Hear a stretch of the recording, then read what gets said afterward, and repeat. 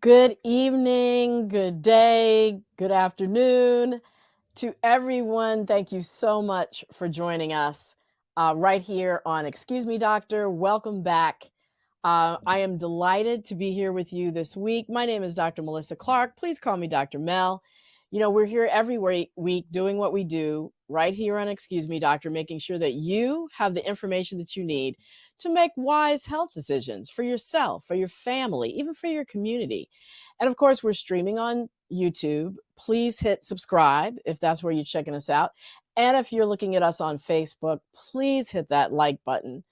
And remember to please put your questions in the chat because that's why we're here. We're here to interact with you so you can get your questions answered and be a more empowered person when it comes to your health. So, before I go any further, I just want to mention that to all my Be Health Empowered listening family, that we are engaged here in a special with Howard University, and we're helping them find individuals for their COVID resilience research study. If you have any interest whatsoever, it reimburses or provides compensation voluntarily for any time that you put in filling out 2 surveys. It compensates for up to $100 for filling out those 2 surveys. If you're interested, please reach out to Dana Harvey at danaharveyresearch@gmail.com. That's DANA Harvey, HARVEY,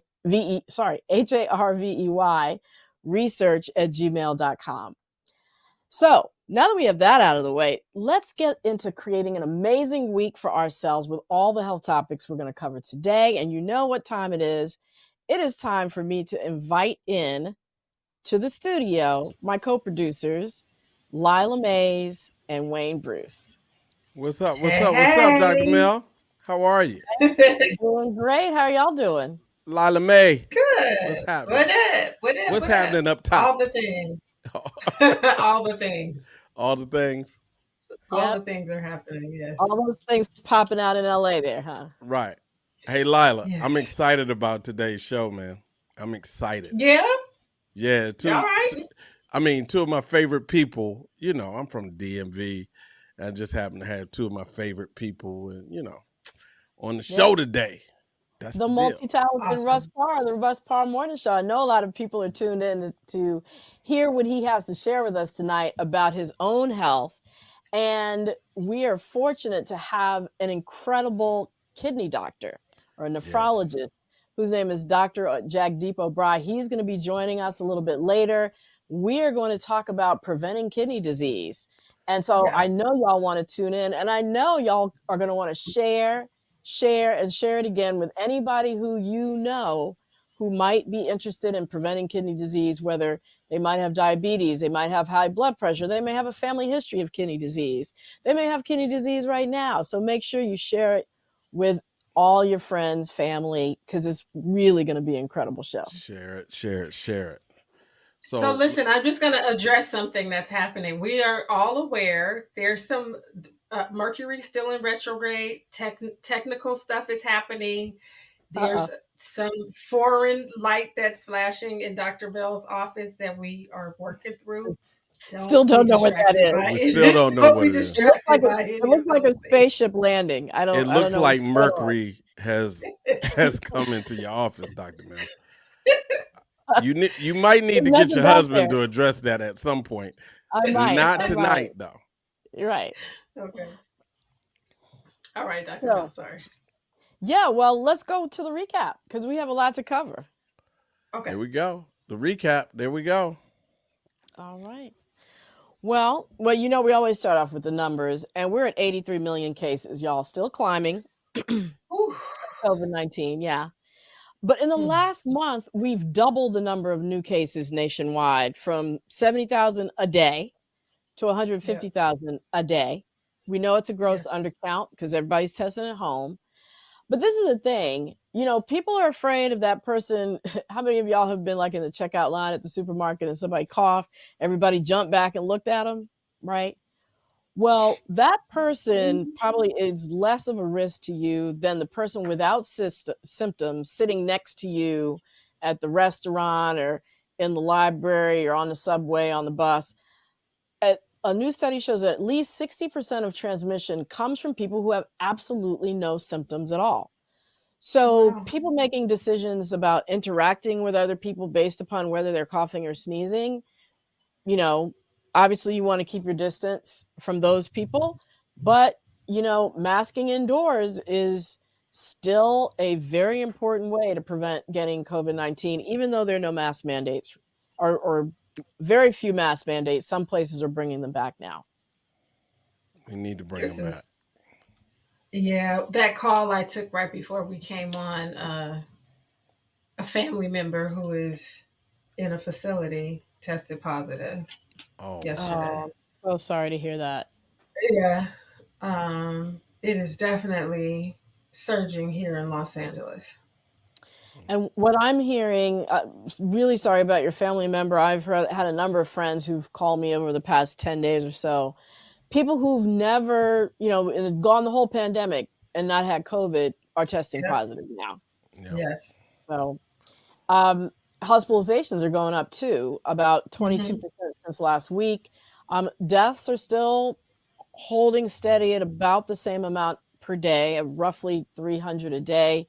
Still 300 too many, but obviously a vast improvement over what it was 3 or 4 months ago. Right. But Hmm. we don't know whether it's going to increase or not because hospitalizations are just increasing now. And so, there's always a lag of 2 to 4 weeks behind that increase in Right. hospitalization. So test frequently.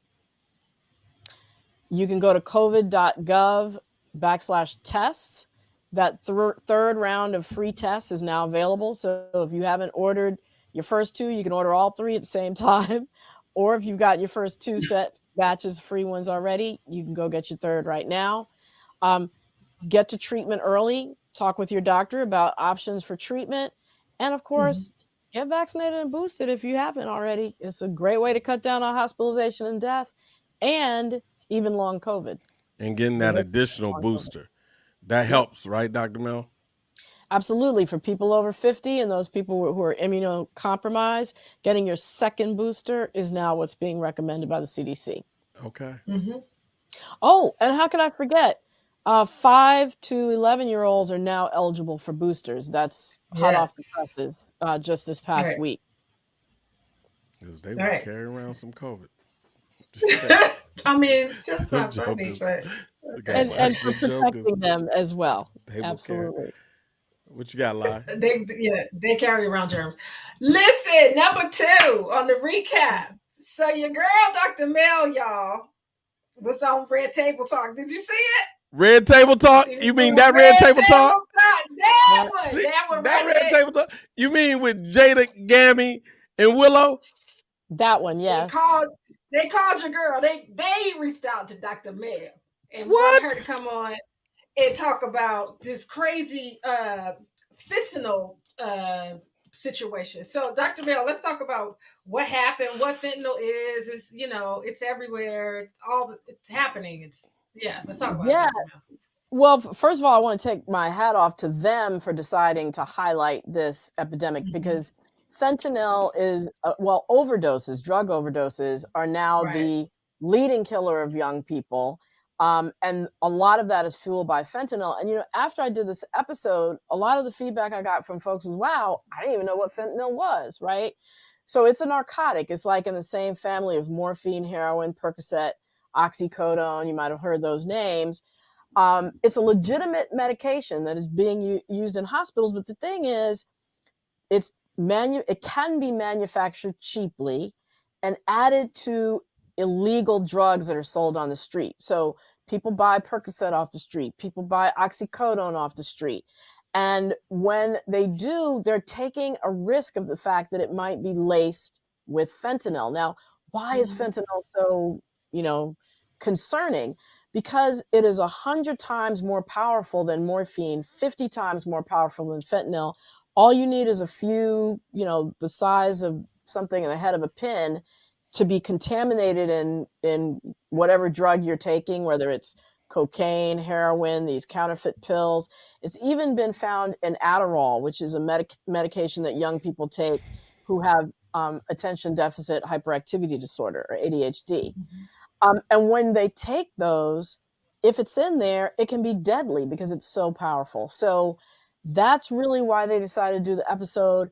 If you have teens, I would recommend sitting down with your teen and watching it. It's that powerful because it's a great way to start a conversation with your teen, just to make sure that they are not being unduly influenced, because you can just find it over social media. Go on the web, Right. order it on Instagram, and they'll deliver it to your house. So These counterfeit pills. So Dr. Mel, I just want to say, our excuse me, Dr. Family, Denise Stephanie just put in the comments that she just lost her 29-year-old to fentanyl 2 weeks ago, Oh, and she said it wow. was a combination of heroin and fentanyl.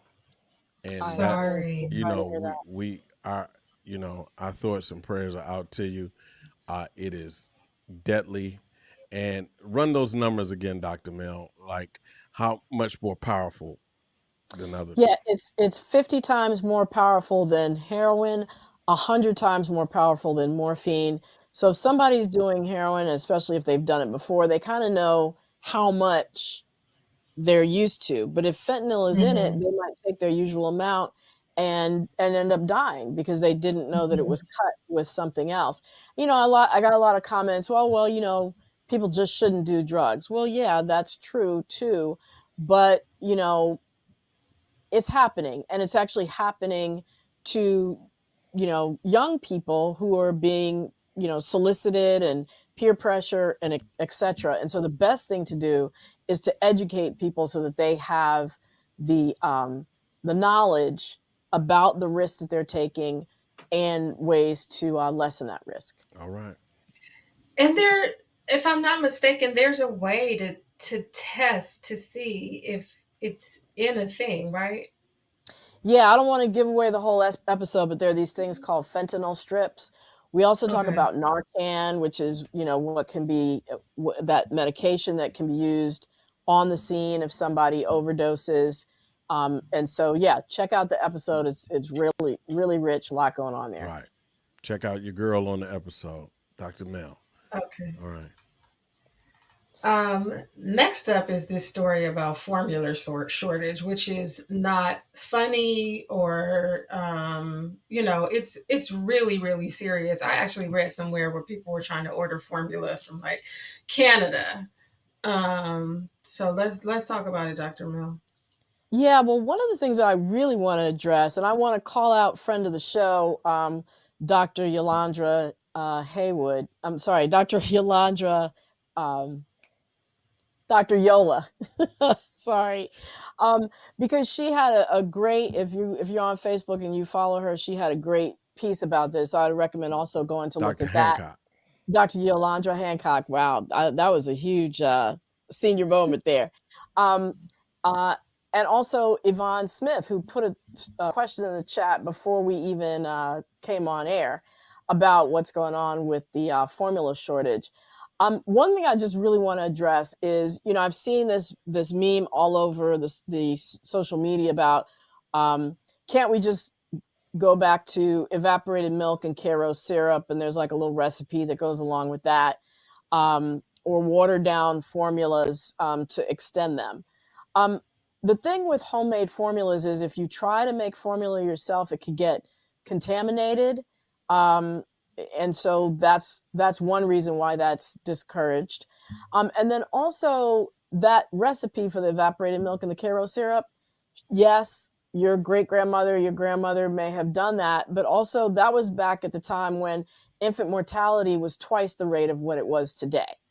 It doesn't have enough nutrients to really properly um, uh, provide the nourishment that a growing child and their brain and their organs need uh, to to grow properly. And so you don't want to necessarily go with those recipes off the internet. What you want to do is you want to talk to your pediatrician about what the alternatives are. If your child is on a special formula, your pediatrician can work with the formula manufacturers to get that.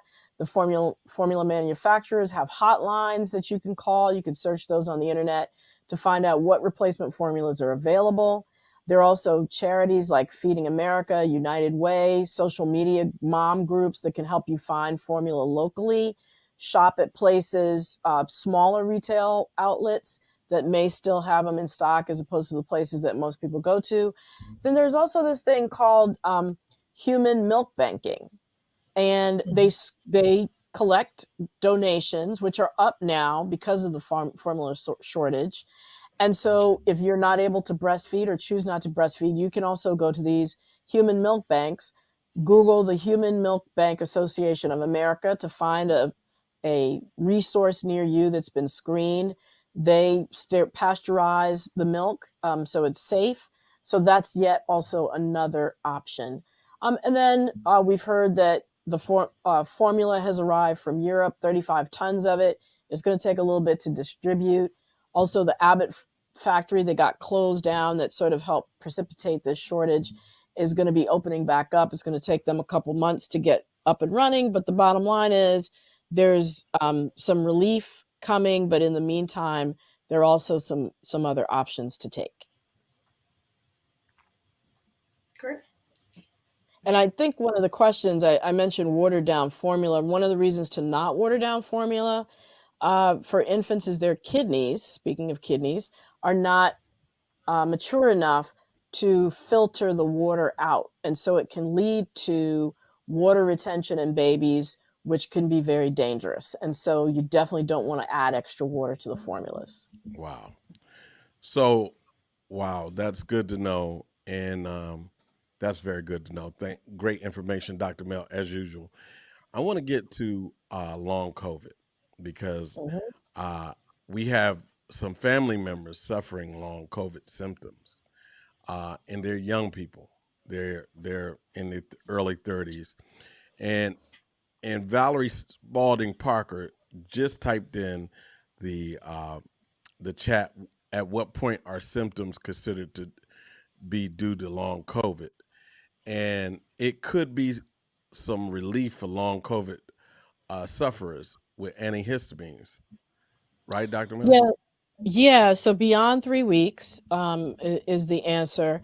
And I'm just reporting on this study. I'm not endorsing antihistamines because this is one study.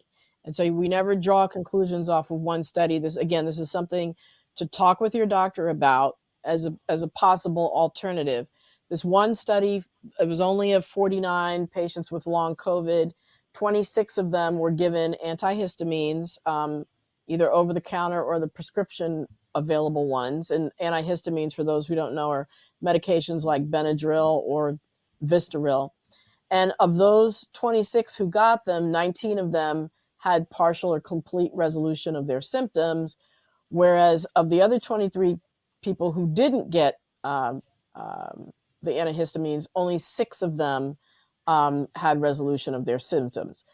The researchers aren't sure why it works. There's some theories around how our immune system actually, histamine is one of the components of one of the chemicals that are released by certain cells in our immune system. And so it's antihistamine. So maybe there's some mechanism whereby histamine makes long COVID symptoms worse. But either way, research is still going on in this. Talk to your doctor if you're having long COVID symptoms to see if this is a possibility for you. All right. So, yeah. So that's it for the, and I think I answered the question about the long COVID symptoms. You did. Yeah. You answered the question about long COVID. You know, we have, recently we've had some people, two Congress people, one lieutenant governor and then a congressman who had strokes. And then we had some family who've had strokes and some friends of ours in the past over the pandemic. Great friend of mine, comedian Sinbad, had a stroke. So you want to speak to that, cutting the risk of strokes? Yeah, I just wanted to highlight that I read this really inspirational story of a Maryland man who lost two of his brothers to stroke, and that inspired him to really do a 180 with his lifestyle. He lost 170 pounds in order to cut his own risk from stroke. And I thought some of the tips that he shared were really good. I wanted to share them with everyone. One is that you can't change your family history. It is what it is. But you do have the power to change your habits that put you at risk for stroke and other things. We're going to hear about kidney disease later. He also mentioned setting small goals and celebrating successes when it comes to the changes you're making. So whether it's with your nutrition, like I'm going to just do one meatless day a week, right? And then celebrate that when you achieve it. Or I'm going to walk 15 minutes today, and then celebrate that when you achieve it, and set as your goal to do 15 minutes tomorrow and 15 minutes the next day and the next day, and then maybe increase it. So celebrate small victories, and then take advantage of emotional health counseling. That's one of the things that holds us back from making change in our lives. A lot of times it's covered under your insurance plans. Even Medicaid covers mental health care. Take advantage of that. And then finally, surround yourself with like-minded people, people who are on your same journey. And if they're not in your life immediately, there are tons of online communities that you can join for people to give you encouragement who are on the same road that you are, and you can help each other out. So I thought those were all really great tips for making lifestyle changes when it comes to cutting your risk of stroke or any other chronic disease. Indeed. All right. So what time is it, y'all? Time for Weekly debunk. Stopping misinformation in its tracks. So, Church Mother Teresa Twitter finger said, "I'm not getting vaccinated because it's anti my religious beliefs. My faith in God keeps me safe against getting COVID. Amen." And she also Okay. said, I believe God, not COVID. Amen again. Okay. And what we said was, I don't know about that. Excuse me, Dr. Mel, is that true? Well, I can't verify somebody's beliefs. People believe what they believe.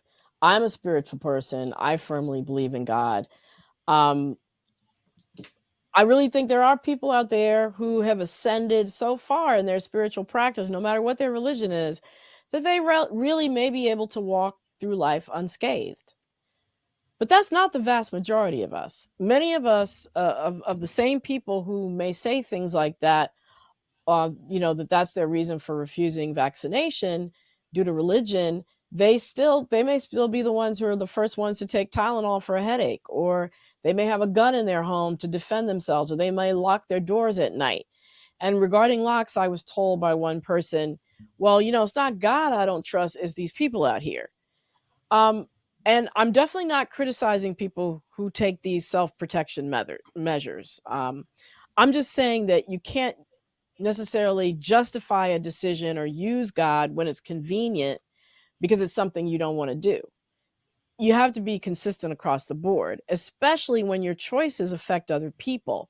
So it's like saying my faith allows me to drive drunk, God is going to protect me.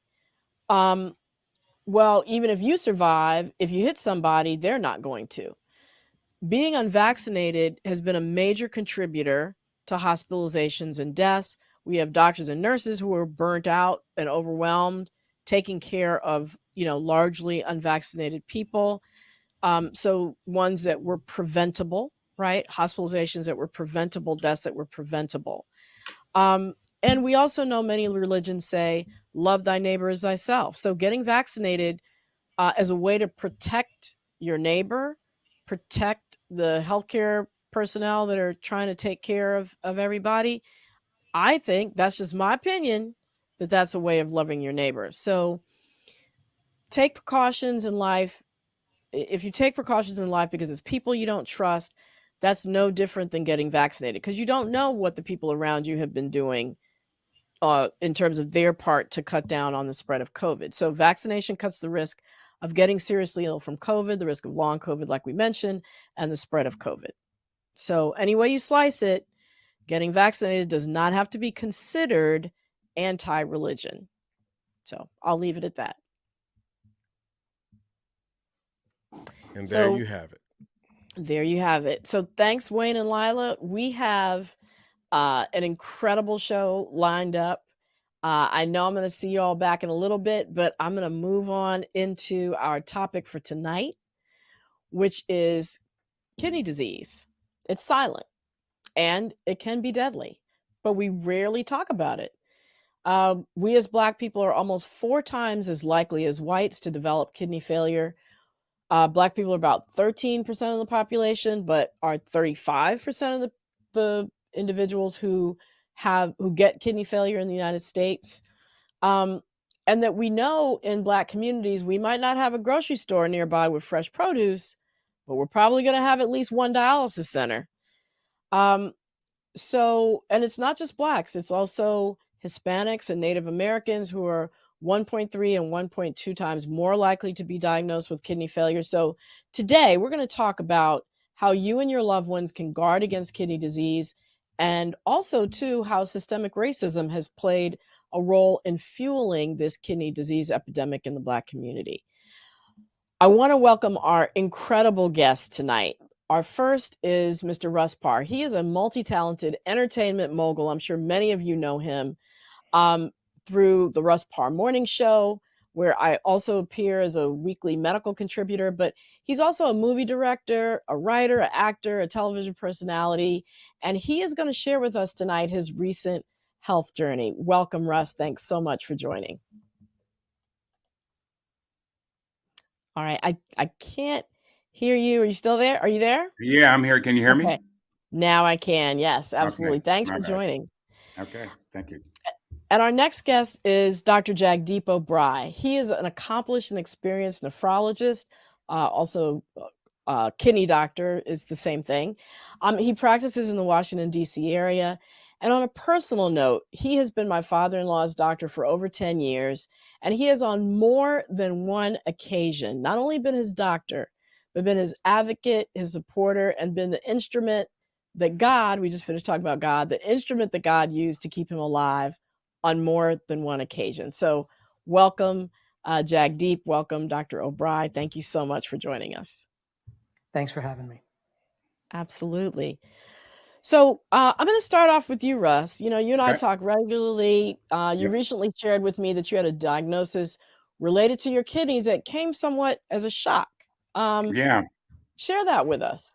Well, I think the big thing is that I was taking high blood pressure medication for like 25 years, 30 years, and I assumed that it was working, and I never really adjusted it.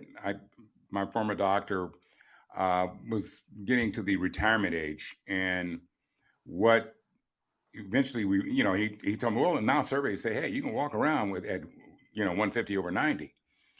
And when I went to a new doctor, they said, oh, no, you can't. Because of my age, you thought, well, hey, they changed the parameters, and maybe they have. I don't know, but all I know was walking around at that blood pressure was an issue. And you combine that with borderline diabetes, and then slipping over into that category, that's a recipe for kidney disease. Right. So Exactly. my numbers say stage 3 kidney disease, and obviously freaked me out because I'm thinking, this is it. Right. But right. it's not a death sentence, especially when you do something about it. Well, before we get into the something about it, you mentioned 150/90. I just wanted to share with the audience that sort of quote unquote normal blood pressure, average blood pressure is 120/80. So 150/90 is actually significantly high. And I want to, and you mentioned that your doctor basically said high blood pressure and borderline diabetes/diabetes are what tax your kidneys. I want to go to Dr. Obhrai for a moment, just to level set. Can you explain to us, what do the kidneys do? Why are they in your body? And what's the difference between kidney disease and kidney failure? Okay. So the way I describe the kidneys is basically they're the most technically advanced filter in the world. So your kidneys are responsible for getting rid of salt and water and toxins, but keeping all the good stuff in your blood. And so that's a real challenge. And they filter 25% of all of your blood flow with each heartbeat. Wow. And so they're seeing all that blood pressure. They're seeing if you have diabetes, all that high blood sugar all the time. And over time, that can damage them. And chronic kidney disease, basically just breaking down the words, chronic meaning long-standing, kidneys obviously affecting your kidneys, and the disease, something is injuring them. Now, what is injuring them can be lots of different things. Most commonly in the United States, as you guys have been discussing, it's high blood pressure and diabetes. But any number of other things can also injure them. Kidney failure is the progression of kidney disease to the point where your kidneys don't work anymore at all. They've stopped doing that process of filtering out all of the toxins and all of the salt and water that you need to get rid of, and you're just stuck with it. And thank you. That was an excellent explanation. Russ also mentioned that he was diagnosed with stage 3 kidney disease. What's that spectrum? Yeah. What does that mean? Yeah. The staging system for kidney disease has been around for about the last 10 years. And it's really useful insofar as it breaks down for people. There are different levels of kidney function. But most commonly, when people hear of staging in healthcare, we're talking about staging of cancer. And I just want to make sure that we're, as you said, to set the level here, the staging of cancer and the staging of kidney disease is very, very different. Very different, yeah. Right. And a lot of your viewers may already know this, but just to be very clear with everybody, when you have a cancer staging, you're that stage and you're that stage forever, okay? If you have stage 3 cancer or stage 4 cancer, you're that stage. With chronic kidney disease, your stage can vary with time. Like we were talking earlier in the green room, where we see people that have kidney failure or kidney injury that can recover. That is possible. So stage 3 kidney disease can actually improve and become stage 1 kidney disease or no kidney disease at all. It can happen. I mean, so it happened one is the least. 1 is the least and 5 is the worst. Right. Right. That's right. I should have been clear. Yeah. You either have no kidney disease, which is 0, and we're not even talking about it, stage 1, stage 2, and then stage 5, stage 6 is kidney disease, where we're talking about dialysis or on dialysis. Yep. Okay. And so, why does high blood pressure and diabetes lead to kidney disease? So it's an interesting question. So the mechanisms for high blood pressure and diabetes causing kidney disease are basically damaging the blood vessels that feed the kidneys. Those blood vessels that feed the kidneys are very sensitive to the pressure that they receive, similar to the blood vessels in the heart and similar to blood vessels in the brain that cause stroke and heart attack. And so we want to protect those blood vessels from that high blood pressure. Similarly, the effects of diabetes on the kidney also affect the blood vessels that feed the kidney. And those blood vessels that feed the kidney are also similarly damaged, just like the blood vessels that feed the brain, that feed the blood vessels that affect that feed our limbs, our legs, our arms, and the heart also. So Russ, I wanted to get back to you. You were about to say that we heard from Dr. Obhrai that kidney disease can improve, right? So what are some of the things that you've been working with your doctor on in terms of advice that he's given you that you've been able to carry out? Well, when he first hit me with that, and Dr. O'Brien, thank you for talking about the staging, because we always equate staging to cancer. And so I'm thinking, wow, I'm a step away. But what my doctor, he was very confident. He said, hey, listen, I see this all the time. Changed my medications, medications that I was on for decades. He said, oh, and you have to lose 35 pounds. And I'm like, uh-oh. And, and so I was placed on some medications, metformin, some other things to protect my kidneys. And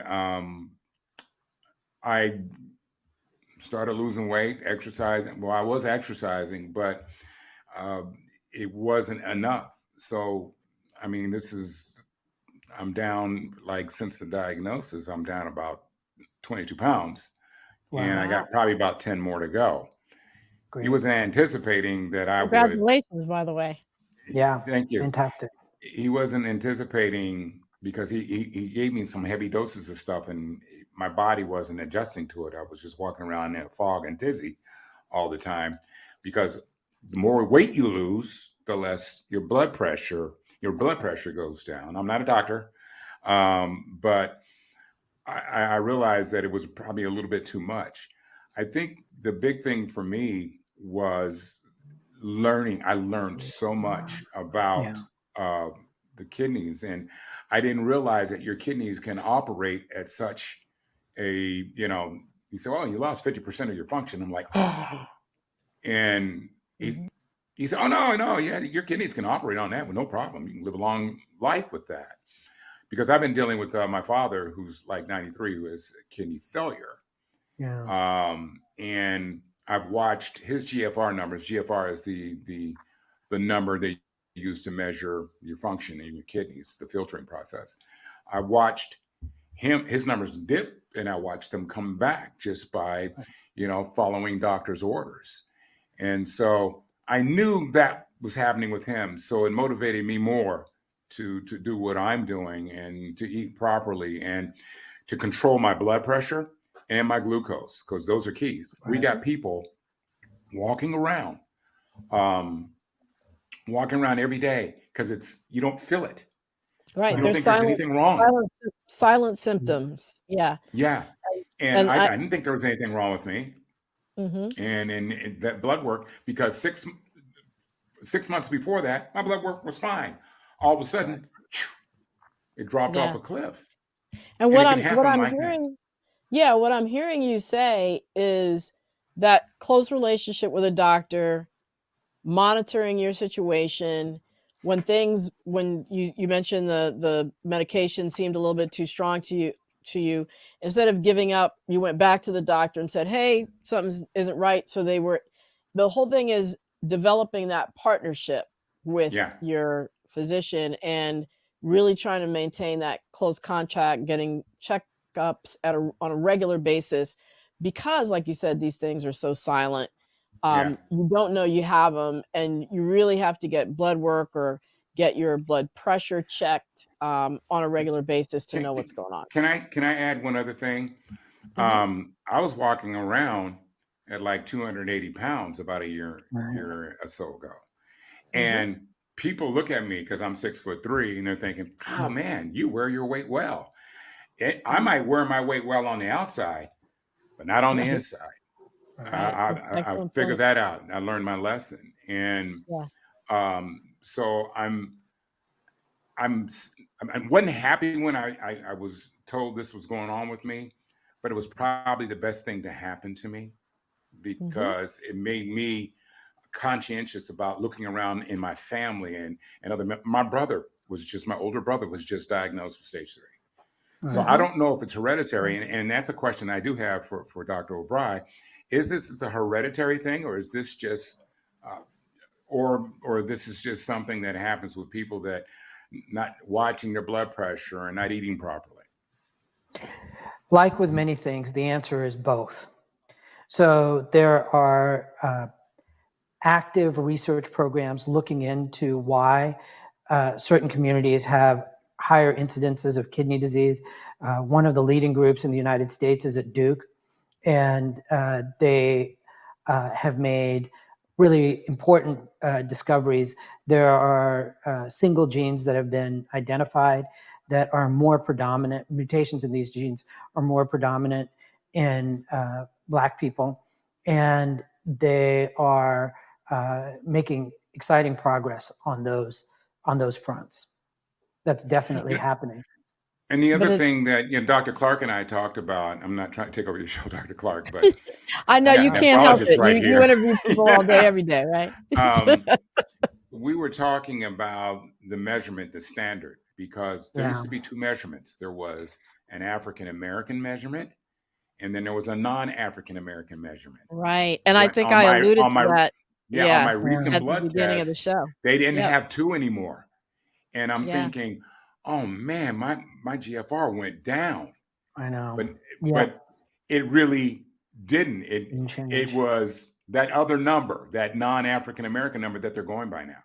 Yeah. And Dr. Mel and I discussed that it was kind of discriminatory because you got people that are Black thinking, oh, hey, my kidneys are fine because look at my number. Right. It's like 6 or 7 points higher than the non-African American number.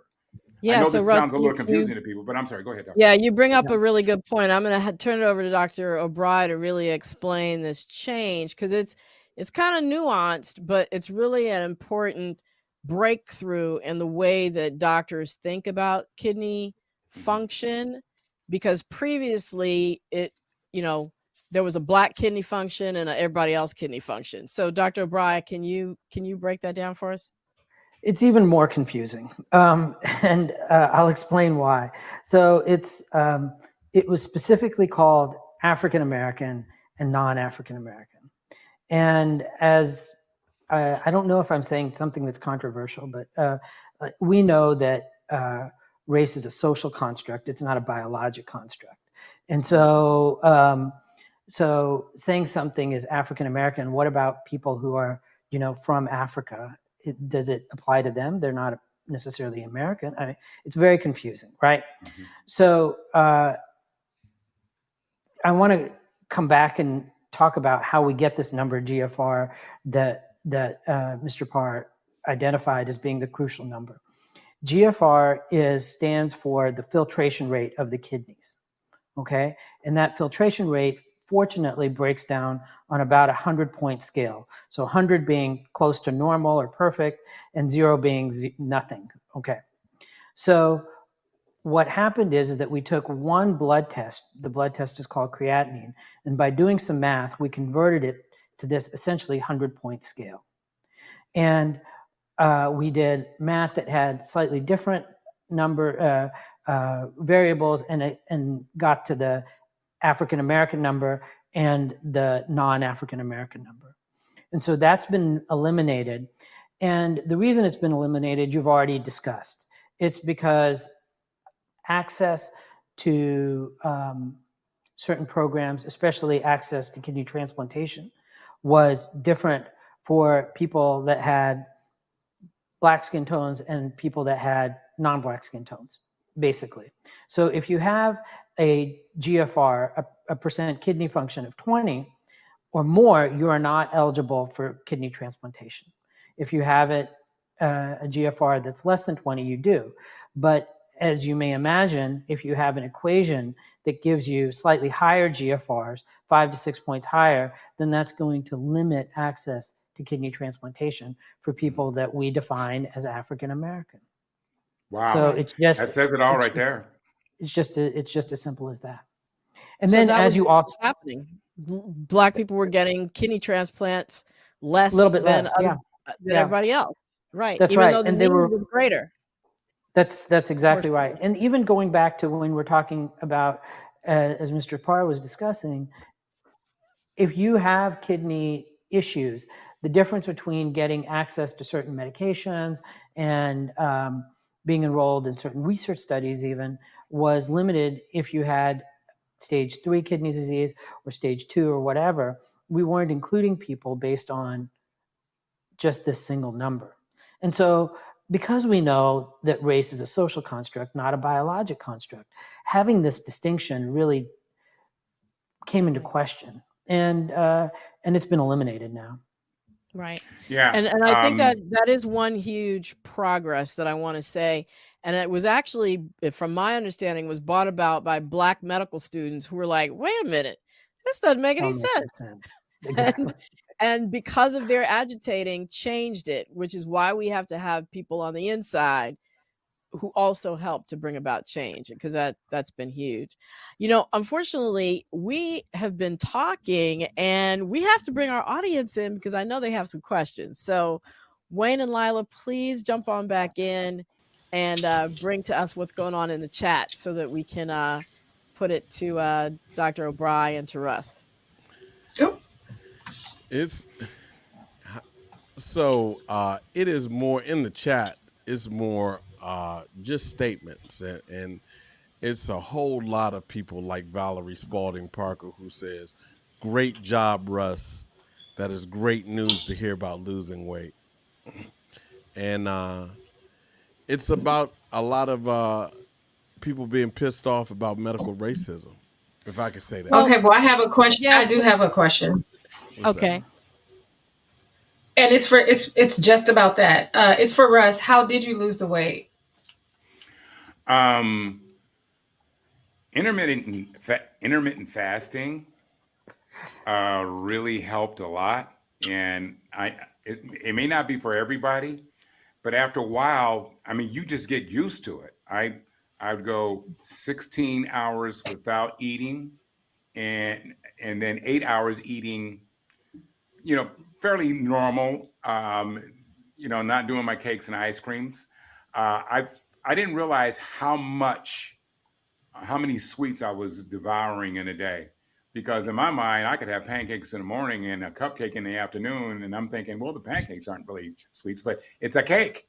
And ice cream at night. Yeah, and I suffered from GERD also, which is a digestive issue. After I started doing the intermittent fasting, the GERD went away. I don't even have to take pills for it, which was interesting. I don't eat after 5 o'clock at night. And that might be tough for everybody. It was tough for like 2 to 3 days. After you did that, after I got through those 3 days, boom. And if you walk 30 minutes about 3 or 4 times a week, just walk, or 45 minutes. That walking is incredible. And so I attribute a lot of it to that. Can I comment on that? Yeah, please. I started doing intermittent fasting too. Not to jump on your train, but I do the same thing. And there's actually some data that supports it. And it's, as you said, different people pick different time periods, but as long as you're putting some restriction on yourself, I think it helps me. And in particular for me, I know that my big downfall is eating late at night. Yes. And so that actually targeted the particular area that I had an issue. And I had pre-diabetes like 5 or 6, probably 8 years ago. Mm-hmm. And I started doing it then because I had a choice. Do I want to start taking medications, or do I want to see if I can do this with my lifestyle? Yeah. And the other thing is that once you cross that threshold, after you have a couple of A1Cs where they measure your glucose in your once you have 2 of them, that it's gone beyond the scale. Now you're in type 2 and you're stuck with that. And I crossed that threshold. But my numbers after doing this, my numbers have gotten better. My labs have gotten better. I was a little concerned about the labs on my GFR, which measures your kidney function. But I realized that I thought I had gone down, but no, they got rid of the African American number and using this other number. And so it looked like I went up. So we're moving in the right direction. But that's what it really helps. And I want to say too that, intermittent fasting is one way to do it. There's Mediterranean diet. That's another way to do it. Moving every day, really key. But those sort of lifestyle changes, including getting enough sleep, are all the basis for correcting inflammation in our body, which is the root cause of many of these high blood pressure, obesity, diabetes, kidney disease. So many things sort of start with inflammation, and these things that you're mentioning are all anti-inflammatory ways to kind of cool your body down and let it get back into balance and do what it does, which is naturally heal. And some of these things are reversible, like you said. So We have a Well, question. I'm sorry. Go ahead. We have a question from Yvonne Smith, and I guess it's to Dr. Obhrai. What is a healthy kidney diet? It's a great question. So it depends on where you are on the spectrum of kidney disease. So if you're at Mr. Parr's stage, what you guys have been talking about, basically doing what your mom said, eat more veggies, cut down the salt, try to eat, if you're going to eat meat, fish is probably better than chicken, is probably better than red meat. And then decreasing portions is really important. Now, as Mr. Parr and I, we share that we both do intermittent fasting, but as Dr. Mel said, there are a multitude of ways to get to lower caloric intake. But just getting that down is important. Now, as your kidney disease progresses, it becomes harder. We have to start restricting more things. We start restricting foods that have certain chemicals that the kidney is essential for getting rid of, like potassium. We have to try to minimize, as Dr. Mel said, acid, which is important in inflammation. We have to try to minimize other chemicals like phosphorus. Can I just add one other thing? Is that stage 3, from what I understand, and you can correct me if I'm wrong, doctor, stage 3 kidney disease usually doesn't progress to stage 4 unless you do nothing about your health. about it. Yeah, I mean, so you can battle this. Yeah, definitely. Yeah, that's a really important point. What you've done is you've addressed the root causes that got you to where you are. And if you do that, then you have a really a much better outlook. Can I share Wayne, can I share your dad's story a little bit? Yeah, please do. Yeah. So like you guys said, I've known him for about 10 years. And I think in 2014 or 2015, I told him he was going to be on dialysis in like 6 months because his kidney disease was advanced and progressing.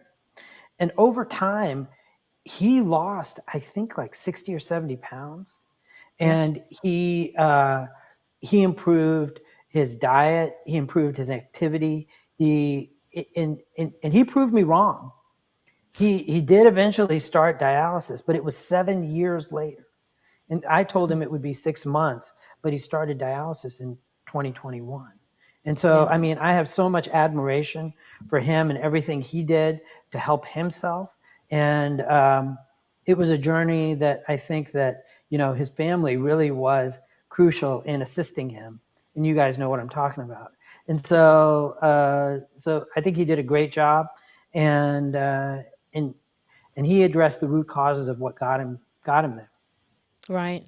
And I will say, add that really one of the only reasons I think that he got on dialysis because he had other illnesses that injured his kidneys that were not preventable, right? And I asked for his permission to talk about him because I knew you were going to be on the show. He was like, yeah, go ahead. Right. So yeah, and he is an incredible person in terms of his willpower. So yes, and you have been incredible in terms of helping him. So we're very grateful for that. I tell people all the time about the wonders of Dr. Obhrai and how he saved through tough love and going at him and really talking to him. I think Dr. Obhrai was more gentle than I was, but and just you you were very instrumental with my dad, and he is 86 right now. He's in another battle, but you know, that dude's a fighter. Yeah. Yes, he is. Nice. So I want to try to get in one more question before we have any in the chat, Lila. Yes. Anything you're seeing? Okay. You see, Wayne has one, I guess. All right. Leslie Dawson, can you speak about kidney stones, the causes, and that does lead, and does it lead to severe kidney disease? I'm sorry. Dr. Obhrai? Yeah. So kidney stones are interesting. If you have kidney stones have a variety of causes, and there are some dietary causes. There are some dietary some lifestyle changes that we can definitely institute that can limit the formation of kidney stones and their worsening. And if you have recurrent severe kidney stones, they can actually cause chronic kidney disease. Fortunately, it is uncommon. Nowadays, we can usually prevent things from getting to that point. They're incredibly painful. My dad, who literally cut off his finger, says the worst thing that ever happened to him was his kidney stone. And so but interestingly, we allow people to have one. We say if you have one, we're not going to do anything about it. It's when we have the second one, do we really jump in and start trying to make significant lifestyle changes. I would contend that if you have one, it's so bad that you want to change your lifestyle so that you do not want to ever have another one. But yeah, if you're having lots of kidney stones, definitely seek out care. There's definitely stuff that we can do to make your life better. Great. Can I make one last comment, if you don't mind? Yeah, one last. There are so many people that are walking around right now with high blood pressure, and you don't know it because we have this distrust for doctors. There are so many doctors of color that you can go to, like Dr. Mel and others, if that's your issue. And I hope that would not be the case. But I wanted to do the show because I know so many people that have high blood pressure. I didn't realize the damage it was really doing on the inside. So it is important and imperative that if you're diabetic or you have diabetes or you're obese or whatever, you have to address that. I think that's excellent point to end on. That's why we're here. We're here to empower people to know that there are things that you can do to take ownership of your health and really help set the course, that you don't have to just sit back and let things happen to you. And so thank you for ending on that note, Russ. Thank you, Dr. Obhrai, for being here. Thank you, Russ, for being here. You guys are wonderful, wonderful information. As always, thank you, Lila and Wayne, for walking us through the whole show and for all the great questions from the audience. I want to just remind everybody about the study that I mentioned up at the top of the hour, Howard University research, COVID resilience study, compensation available, just 2 surveys to fill out. You can receive up to $100. Reach out to Dana Harvey at danaharveyresearch@gmail.com if you're interested at all. I want to, again, thank everybody for tuning in. We will be back very soon, Mondays, 9 p.m. Eastern, 6 p.m. Pacific. Thank you so much for joining us here at Excuse Me Doctor, and we're out. Everybody be wise, be well, and be health empowered.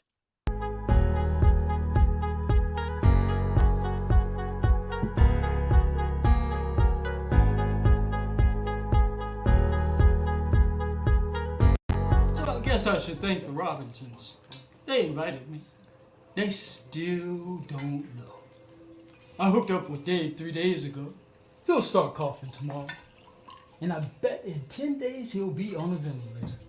Now his wife, she's not vaccinated because she thinks it'll prevent her from being pregnant.